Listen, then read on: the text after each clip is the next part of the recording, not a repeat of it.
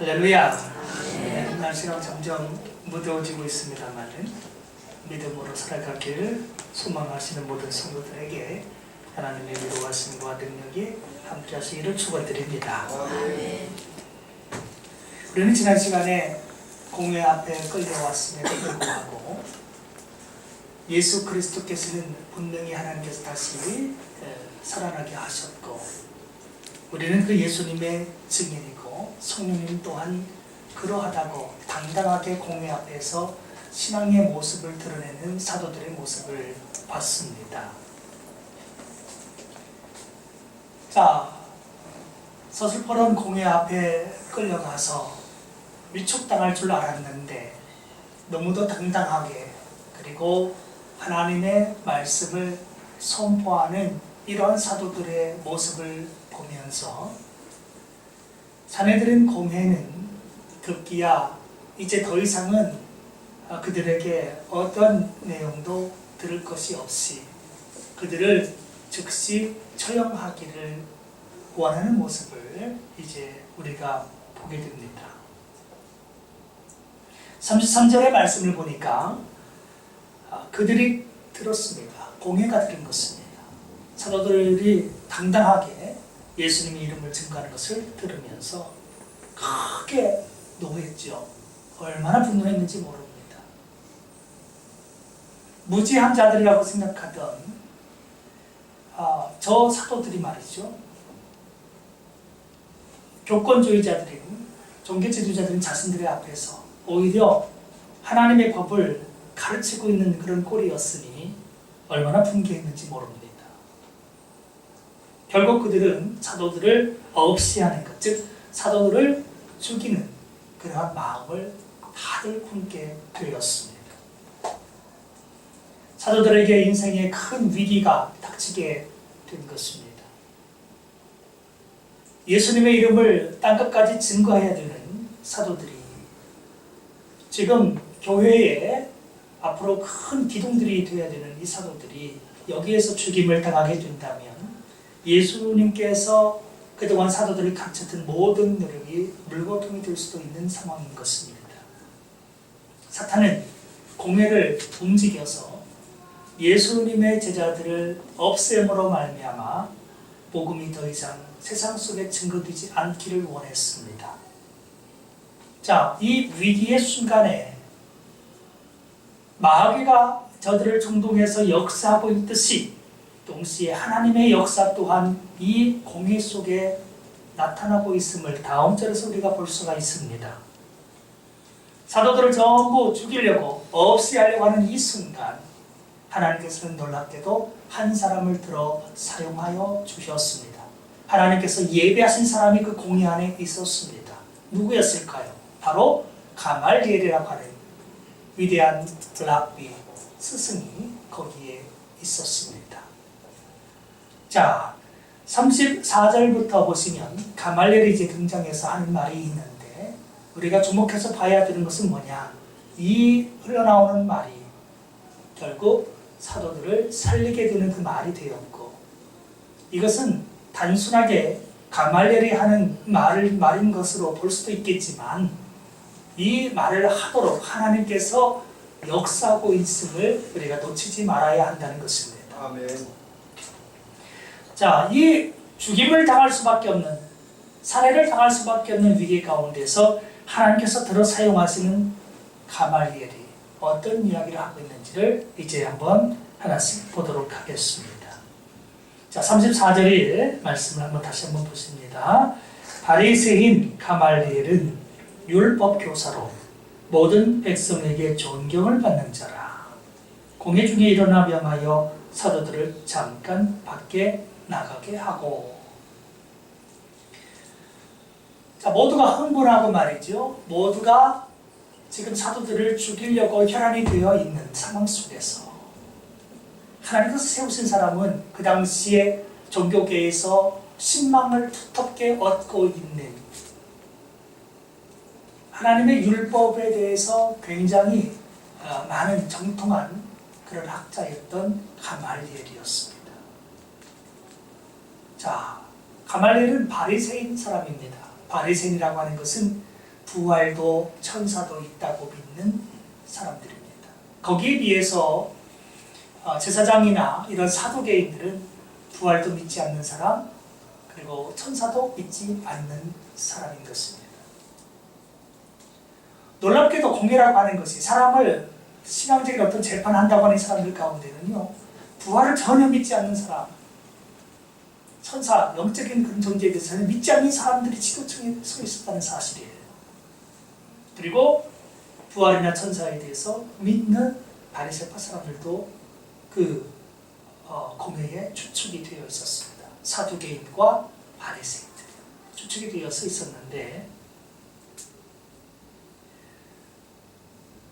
이 바리새인들 가운데서 굉장히 유명한 율법학자인 이 가말리엘이, 이 사람은 바리새인을 뛰어넘어서 사두개인들조차도 인정할 수밖에 없는 존경받는 사람이었습니다. 하나님께서 사도들을 죽이지 못하도록 막는 일에 바로 이 뛰어난 유능한 가말리엘을 사용하신 것입니다. 오늘 모든 백성에게조차 존중을 받고 존경을 받고 있는 이 가말리엘이 그 시간이 일어납니다. 다 죽이자고 다들 충동당해서 이제 곧 모든 것이 끝장날 판에 가말리엘이 일어나가지고, 그의 성격이 굉장히 신중한 것을 볼 수 있는데, 사도들은 먼저, 지금 끌려온 사도들은 먼저 밖으로 내보냅니다. 자체적으로 이제 회의를 진행하기 위해서 사도들은 나가 있으라. 자, 사도들이 이제 나간 겁니다. 나간 그 속에서 자기들끼리 회의를 하는데, 회의하면서 말을 꺼냅니다. 어떤 말을 꺼내게 됩니까? 바로 신중론을 펴니다. 신중론. 35절에 한번 볼까요? 말하되 이스라엘 사람들아, 너희가 이 사람들에게 대하여 어떻게 하려는지 조심해라. 이스라엘 사람들은 누굽니까? 지금 이 공회에 있는 사도들을 전부 재판해서 죽이려고 하는 그 모든 사람들입니다. 그러면 너희가 이 사람들에 대하여, 여기서 말하고 있는 이 사람들은 바로 사도들이죠. 예수님을 따르고 있는 사도들, 예수님의 부활을 증거하고 있는 사도들, 이 사도들에 대하여 어떻게 하려는지, 어떤 결정을 내리려고 하는지 신중해라, 조심해라. 그러면 왜 이런 신중론을 꺼내고 있을까요? 왜 조심하라고 경고하고 있을까요?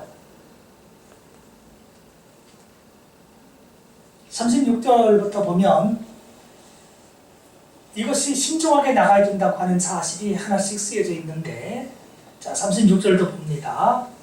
이전에 드다가 일어나, 드다는 사람 이름입니다. 예전에 드다가 일어나서 스스로 선전하며 사람이 약 400명이나 따르더니, 누구를 따랐어요? 드다를 따른 거예요. 예전에 드다라고 하는 어떤 사람이 일어나서 스스로 선전을 했다. 스스로 홍보하고 스스로 이름을 날린 겁니다. 그때 이 사람의 말이 얼마나 잘 먹히는지 백성들이 400명이 그를 따르고 그를 두텁게 신망했다는 것입니다.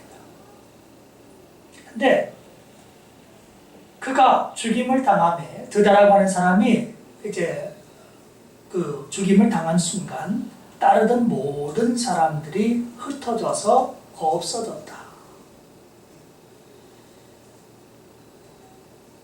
결국 어떤 일의 결국을 조금 지켜보면 될 일이다라고 하는 것입니다. 이 일을, 사도들을 지금 없애자고 하는 일에 대해서 신중하게 처신하라는 겁니다. 사도들이 어찌 될 것은, 만약에 이것이 예수라고 하는 사람이 가짜라고 한다면 예수를 따르는 모든 사람들은, 이 사도들은 결국은 흩어져서 없어지게 될 거라는 거예요. 또 한 가지 예를 들죠. 37절을 보면 그 후에 호적을 할 때에 갈릴리의 유다가 일어나 백성을 꾀어 따르게 하다가 그도 망한즉 따르던 모든 사람들이 흩어졌느니라. 자, 드다에 대해서 얘기할 때도 그가 죽으니까 흩어졌다. 그리고 37절에 나오는 갈릴리의 유다라고 하는 지도자도 사람들이 따르고 있다가 나중에 그가 죽으니까 다 흩어져서 없어져 버렸다. 이 얘기를 꺼내고 있습니다. 예수라고 하는 이들이 죽였던 그 인물, 많은 사람들이 선지자라고 따랐던 그 인물, 그가 죽었으니 결국 이들이 그 예수가 가짜라고 한다면 결국은 흩어져서 없어지게 될 일이 아니냐.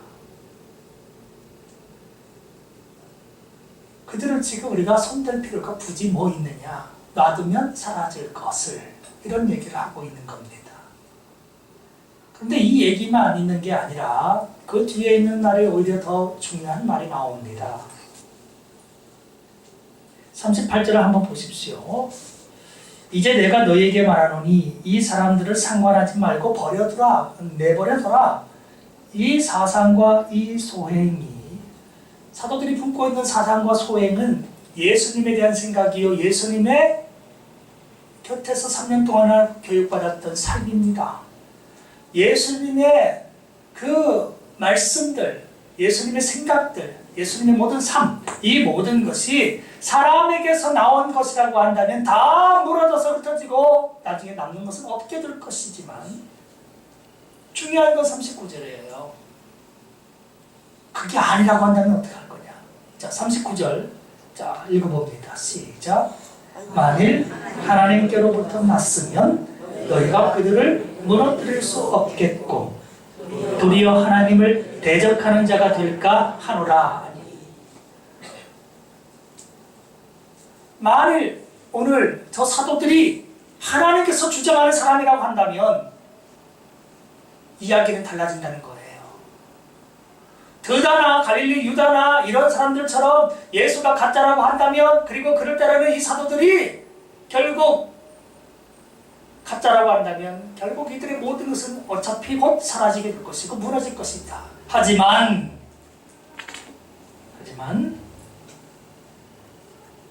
오늘 저들이 행하는 모든 말씀들이, 행동들이 하나님에게서 나온 것이라고 한다면 두려운 일이 벌어진다는 거예요. 어떤 일이요? 너희들은 그들을 무너뜨릴 수 없다. 너희들은 결코 그들을 이길 수가 없다. 또 한 가지, 이렇게 핍박하는 이 일이야말로 오히려 하나님을 대적하는 역사가 될 것이다. 너희들 지금 하나님 일을 한다고 저들을 심판해서 죽이려고 하지만, 만약에 저들이 하나님에게서 용인이 되어지고 하나님께서 허락하셔서 그 일을 감당하고 있다면 너희들은 하나님을 직접 거역하고 대적하는 무서운 범죄자가 된다. 그리고 하나님의 심판을 받게 될 것이라는 얘기입니다. 그러니 자칫 잘못하면 하나님을 거역하는 대적자가 될 수 있으니, 하나님의 심판을 받을 수 있으니 어떻게 하려고 하는 것을 신중하게 조심하고 내버려두든지, 저절로 사멸되게끔 내버려두든지, 그렇지 않으면 하나님을 거역할 수도 있는 이 시점 속에서 너희들 생각 잘 해라.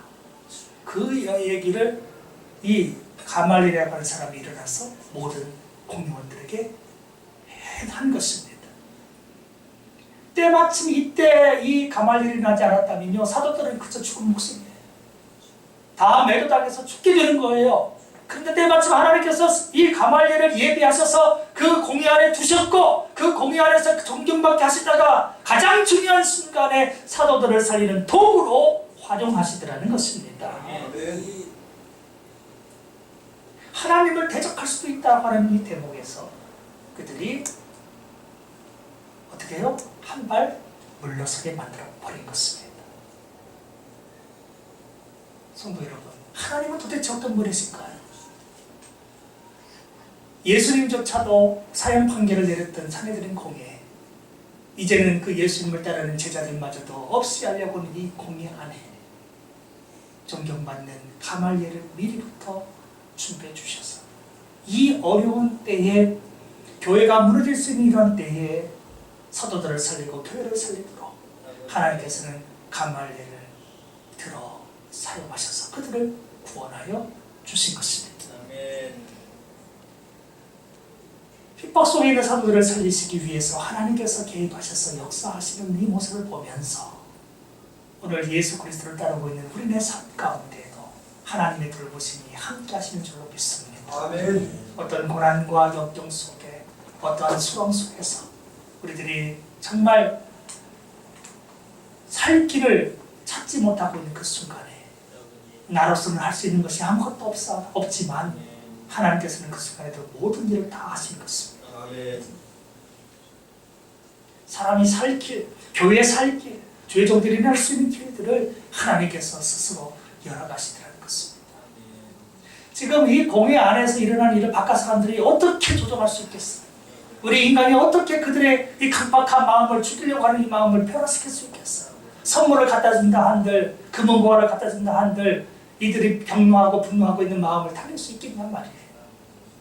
그런데 하나님께서 가말리엘의 그 율법 교사를 주장하셔서 그 순간 모두를 다 잠잠케 만든 거예요.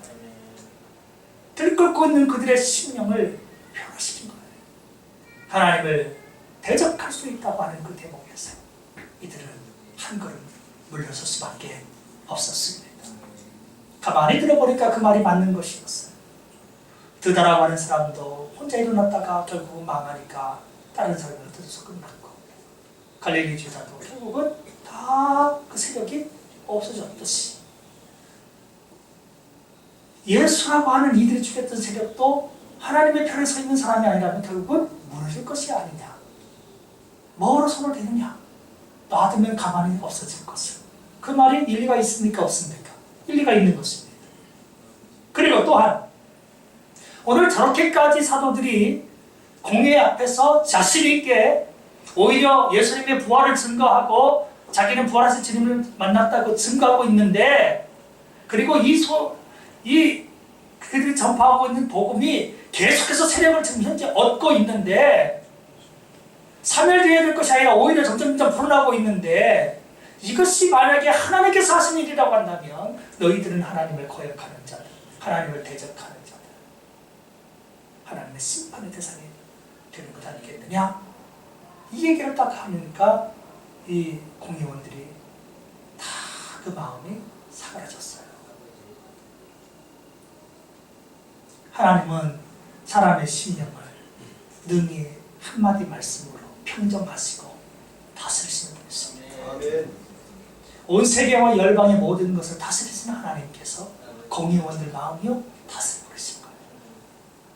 오늘 하나님께서 우리의 심령을, 우리의 삶도 다스려 주시는 줄로 믿습니다. 아멘. 우리가 복음을 위해서 살 때에, 예수 그리스도의 복음을 전파하려고 힘을 쏟을 때에 하나님은 결코 우리를 놓치지 않고 우리를 붙잡아 주시는 것입니다. 아멘. 때때로 우리는 사도들이 그랬던 것처럼 복음을 전파하려고 노력하면서 살다 보면 우리 이웃에게, 친구들에게 까닭 모를 미움을 당하기도 하고 배척을 당하기도 하고 정말로 친하게 지는 사람이 등 돌리는 역사도 겪을 수 있습니다. 그러나 그렇다고 해서 사도들이 복음을 전파하는 일을 멈췄을까요? 예수님을 부끄러워하기 시작했을까요? 아니었죠. 끝까지 주님의 이름을 영화롭게 여기면서 부활의 산증인으로서 그들은 예수님의 그 생각과 예수님의 그 사상과 소행을 계속해서 가르쳤던 겁니다. 어디를 서든지 공회 앞에 서서도 당당하게 그렇게 복음을 전파할 때 그들이 하나님의 편에 서니 하나님 또한 그들의 편에 서셔서 이런 위기를 극복하도록 도와주셨다는 것입니다. 오늘 우리가 복음 위에 살면, 복음을 위하여서 살면 하나님도 우리의 모든 삶을 책임을 지어 주신다는 사실을 깨달을 수 있습니다. 자, 그러면 이러한 가말리엘을 통해서 하나님께서 그들에게 이런 말씀을 주셨을 때에 그들이 어떤 결론을 그러면 내립니까? 자, 그들의 결론은 40절이었습니다. 40절. 자, 읽어보겠어요. 공회가 내린 결론. 시작. 그들이 옳게 여겨 사도들을 불러들여 채찍질하며 예수의 이름으로 말하는 것을 금하고 놓으니,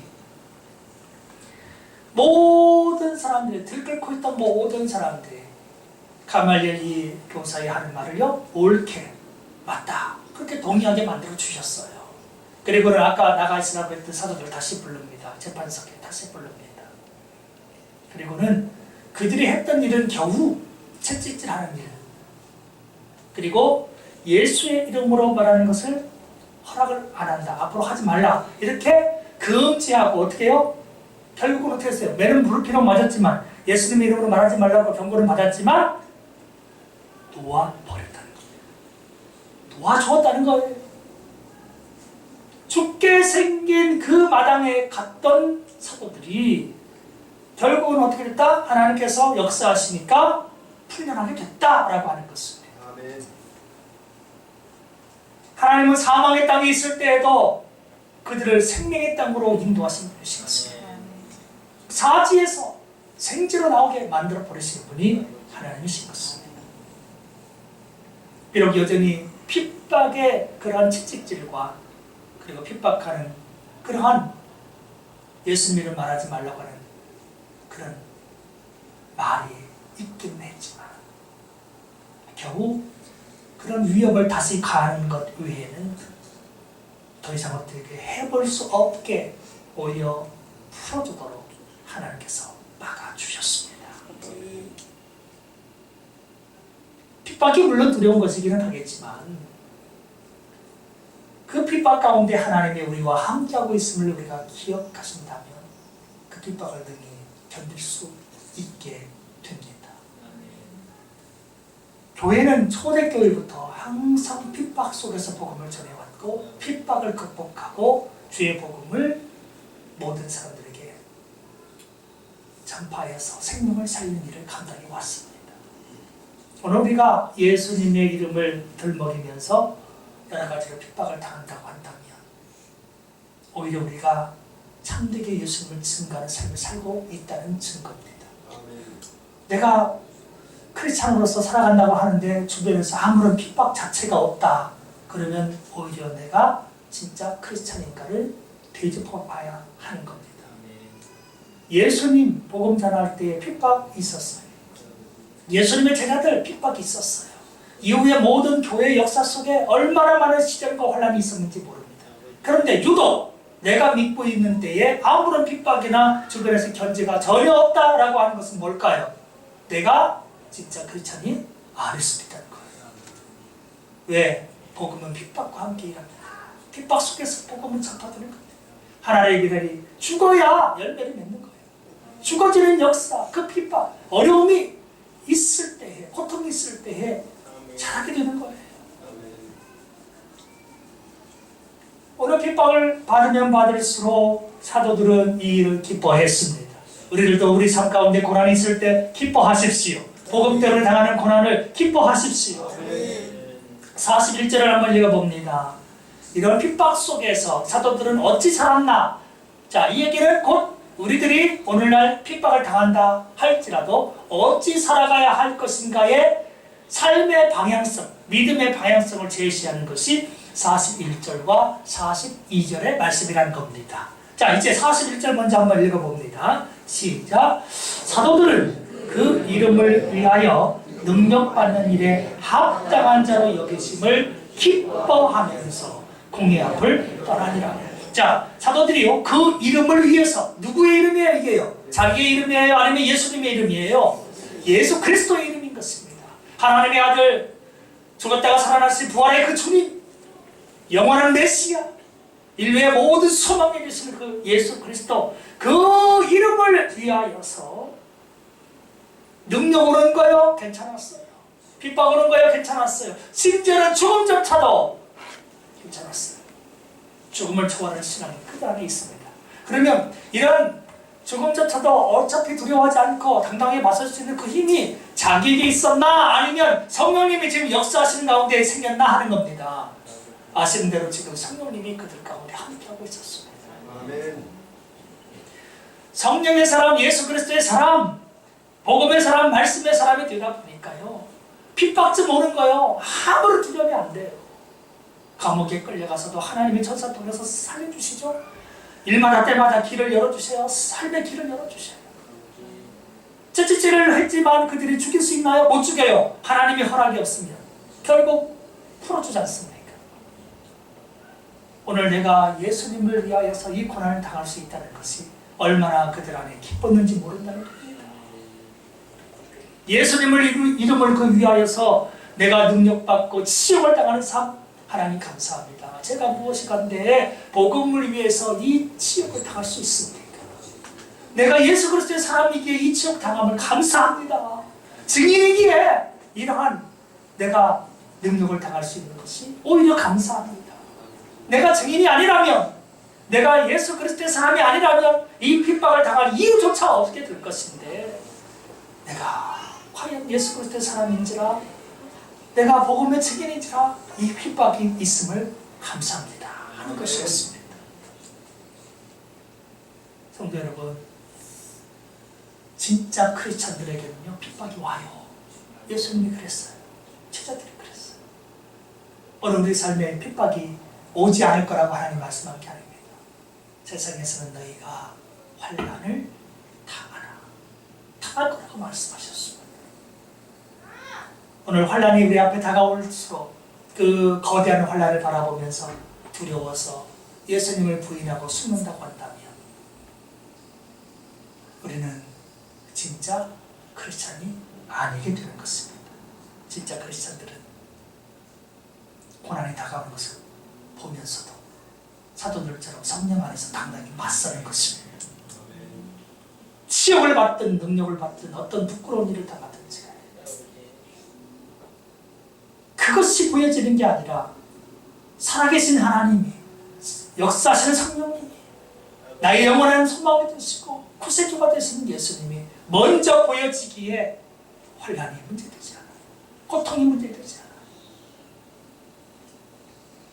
오늘 우리의 삶에서는 누구를 바라보고 계십니까? 환난 자체가 크게 내 눈에 보입니까? 아니면 그 환난을 뚫고 이기게 만드시는 예수 그리스도께서 우리 삶에 보여지고 계십니까? 오늘 우리가 사도들처럼 예수님의 이름을 위하여 살아가기를 우리 하나님께서 원하고 계십니다.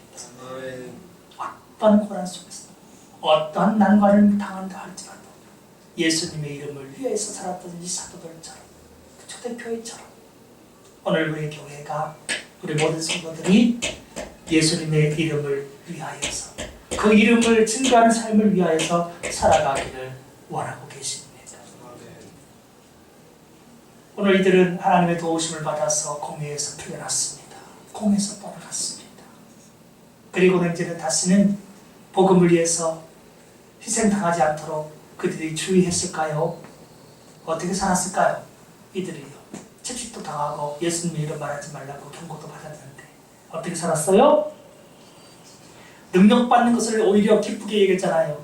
예수님의 이름을 위해서, 그 이름을 위해서 어떤 고난을 받아도 기쁘게 얘기했던 이 제자들이 42절처럼 오히려 살아가요. 기가 막혀요. 자, 42절 한번 읽어보겠습니다. 시작. 그들이 날마다 성전에 있든지 집에 있든지 예수는 그리스도라고 가르치기와 전도하기를 그치지 아니하리라.